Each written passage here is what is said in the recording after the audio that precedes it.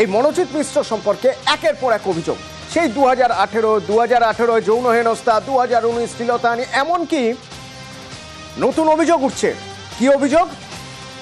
না, অভিযোগ উঠছে বজবজে কলেজ পিকনিক, সেখানে গিয়ে এক ছাত্রীর শ্লীলতাহানি। ভাবুন একবার, কলেজে গিয়ে, কলেজের পিকনিক, সেই পিকনিকে গিয়ে সেখানে শ্লীলতাহানি।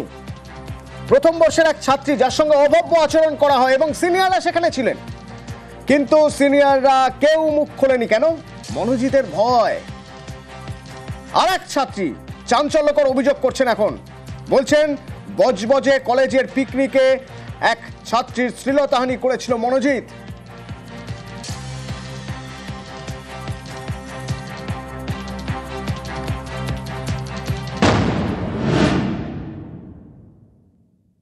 আমরা যখন ফার্স্ট ইয়ারে ছিলাম, আমরা যখন এসছি তার 2 উইকস পরেই এই পিকনিকটা অর্গানাইজ হয়েছিল, যেখানে আমরা বজবজ যাচ্ছিলাম। ওখানে গিয়ে সবকিছু ঠিক ছিল, but by the time it was evening, উনি মদ খেতে শুরু করে দিয়েছিলেন নিজের বন্ধুদের সাথে। অ্যান্ড আমাদের সিনিয়র্স আমাদেরকে বলেছে দ্যাট তোরা ওখানে যাবি না।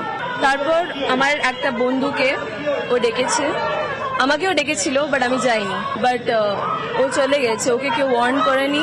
অ্যান্ড তারপর ওখানে গিয়ে ওকে মানে বাজেভাবে টাচ করছিলেন উইদাউট হার কনসেন্ট।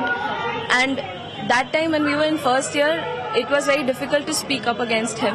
Obviously ও কাঁদতে শুরু করে দিয়েছে। উনি ওকে বলছিলেন যে আমি তোমাকে ভালোবাসি, আমার একটা গার্লফ্রেন্ড আছে, বাট তাও আমি তোমাকে ভালোবাসি, তুমি অনেক সুন্দর দেখতে, এইসব বলছিল।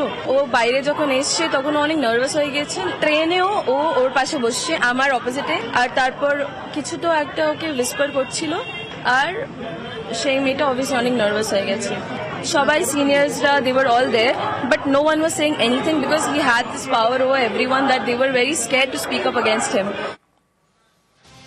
কলেজের বাইরে কলেজ পিকনিক, সেখানে ছাত্রী, প্রথম বর্ষের ছাত্রী, তাকে তুলে নিয়ে গিয়ে তার সঙ্গে অভব্য আচরণ। আর কলেজের ভিতরে যখনই কোনো অনুষ্ঠান হবে তখনই সেখানে অশান্তি পাকানোর চেষ্টা করত।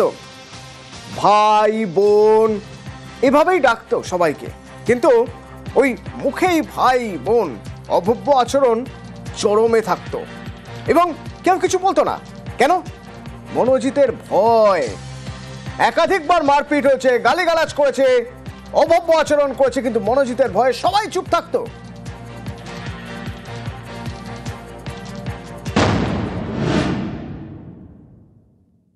কলেজে যখনই কোনো ফেস্টিভ্যাল হতো বা এনি সেলিব্রেশন, ঝগড়া হতোই। ওনার একটা টেন্ডেন্সি আছে to create a ruckus and to fight wherever it is possible. In fact উনি মাথা ভেঙেছেন লোকেদের, অ্যান্ড গালাগালি, all of this things happened.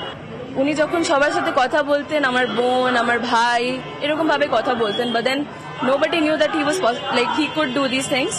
আমি অনেক শুনেছিলাম অনেক লোকদের থেকে that he wanted to invite people into his flat and have parties and ওরকম ব্যাপার, বাট অবভিয়াসলি কেউ যায়নি। আমাদের যে সিনিয়র্সরা ছিল, যাকে আমরা বলেছি, ওরা স্ট্যান্ড নিয়েছে, বাট দেন অবভিয়াসলি কিছু হয়নি। বাট আমরাও মনোজিৎ থেকে অনেক ডিস্টেন্স হয়ে গেছিলাম। তারপর there was no point coming to college because whenever we used to come to college, it was like ঝগড়া হচ্ছে, এইসব হচ্ছে, better not come to college. So because of that is one reason, and another reason is that he had so much control over the faculty and everyone was just scared of him. মানে উনি যা বলবেন ওটাই হবে basically. In fact, even our teachers, they were a bit scared of him. কিভাবে শুরু হতো? না, প্রায় সব ক্ষেত্রেই নাকি প্রথমে একটা টোপ দেওয়া হতো। কি টোপ? না, একটা ভালো পোস্ট পাইয়ে দেওয়া হবে। সেই ভালো পোস্ট পাইয়ে দেওয়ার একটা টোপ দেওয়া হতো শুরুতেই। মনোজিৎ মিশ্র একাধিক ছাত্রীকে ভালো পোস্ট, ভালো পদের লোভ দেখিয়েছে এবং তারপর শ্লীলতাহানি করেছে। অভিযোগ তো সেরকমই।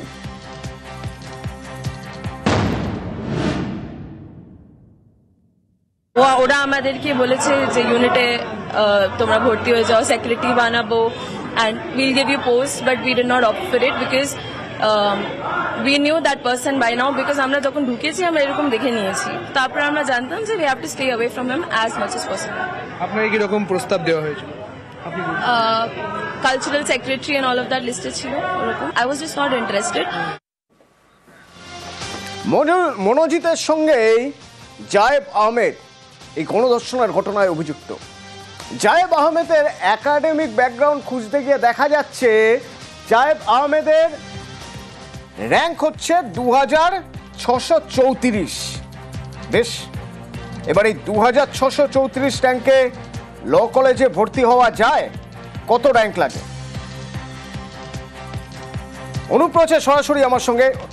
অনুপ, একটু জানতে চাইবো এই ল কলেজে ভর্তি হতে গেলে কত র্যাঙ্ক লাগে? 2500-এর কাছাকাছি র্যাঙ্কে জায়েব কিভাবে ভর্তি হলো এখানে?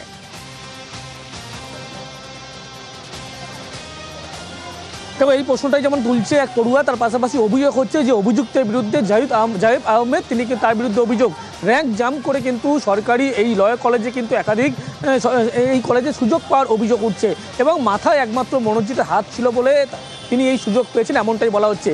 এই কলেজে ভর্তি হতে গেলে 700 র্যাঙ্ক থাকতে হয়, এমনটাই কিন্তু সৌম্যজিৎ বলে এক পড়ুয়া সরাসরি অভিযোগ করছে। কার বিরুদ্ধে অভিযোগ করছে? যে হচ্ছে এই গণধর্ষণের ঘটনার অন্যতম অভিযুক্ত জায়েব আহমেদ, তার বিরুদ্ধে অভিযোগ। তার যে র্যাঙ্ক, সেই র্যাঙ্ক অনুযায়ী কিন্তু কোনোভাবে তিনি এই সরকারি কলেজে ল কলেজে তিনি সুযোগ পান না। কিন্তু একেবারে যেহেতু মনোজিতের হাত মাথায় ছিল, সেই কারণে প্রভাব খাটিয়েই তিনি কিন্তু এই কলেজে সমস্ত রকম সুযোগ পেয়ে তিনি কিন্তু ছিলেন। এবং এই যে অভিযোগ করছে অন্য যে পড়ুয়া, তিনি তার যে র্যাঙ্ক যেমন কম ছিল বলে তিনি ভর্তি হতে পারেননি, কিন্তু যে অভিযোগটা সরাসরি তুলছে অভিযুক্ত জায়েব আহমেদের বিরুদ্ধে, তার র্যাঙ্ক 2500-এর বেশি র্যাঙ্ক ছিল।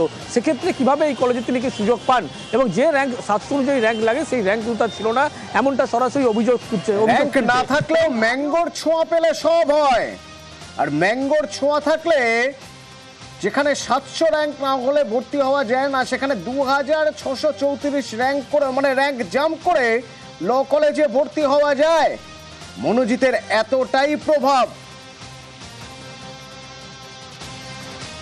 500-র মধ্যে র্যাঙ্ক হওয়া দরকার জেনারেলদের জন্য, আর SC ST OBদের জন্য খুব কপাল ভালো থাকলে 1000। এন্টার লিস্টে যে মেরিট লিস্টে যে এটা আছে সেটা যদি আপনারা চেক করেন, স্পষ্টভাবে দেখতে পাবেন জায়েদ আহমেদ, যার হল টিকিট নাম্বার হচ্ছে 2450131153, তার র্যাঙ্ক হয়েছিল 2634।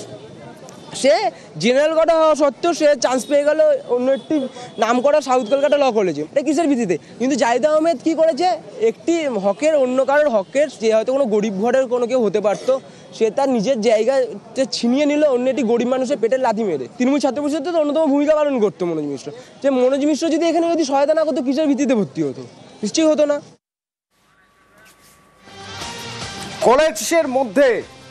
কলেজের মধ্যে এক ছাত্রীর গণধর্ষণ, কলেজ অনির্দিষ্টকালের জন্য বন্ধ করে দেওয়া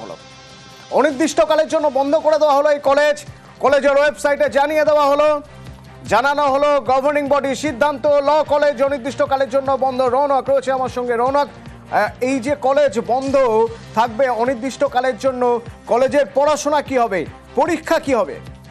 যাতে একেবারে যে ঘটনা ঘটেছে তারপর থেকে সাউথ কলকাতা ল কলেজের গভর্নিং বডি মিটিং, এবং সেই মিটিং এর সিদ্ধান্ত 29 তারিখে সিদ্ধান্ত নেওয়া হয়েছে যে এই কলেজ আপাতত অনির্দিষ্টকালের জন্য বন্ধ থাকবে। শুধু তাই নয়, কলেজের ক্লাস ছাড়া কলেজের প্রেমিসিসে কোনো মতেই এখন পড়ুয়ারা ঢুকতে পারবে না, এবং কিভাবে ক্লাস হবে তার বিকল্প কি হবে তাও গভর্নিং বডি মিটিং করেই কিন্তু সেই সিদ্ধান্ত নেওয়া হবে। তো আপাতত কোনোভাবেই কলেজে কোনো পঠন পাঠন হবে না, এমনটাই কিন্তু সিদ্ধান্ত গভর্নিং বডির, এবং সেই সিদ্ধান্তের নোটিশ কলেজের যে অফিসিয়াল ওয়েবসাইট, সেই ওয়েবসাইটে দিয়ে সকল পড়ুয়াদের জানিয়ে দেওয়া হয়েছে।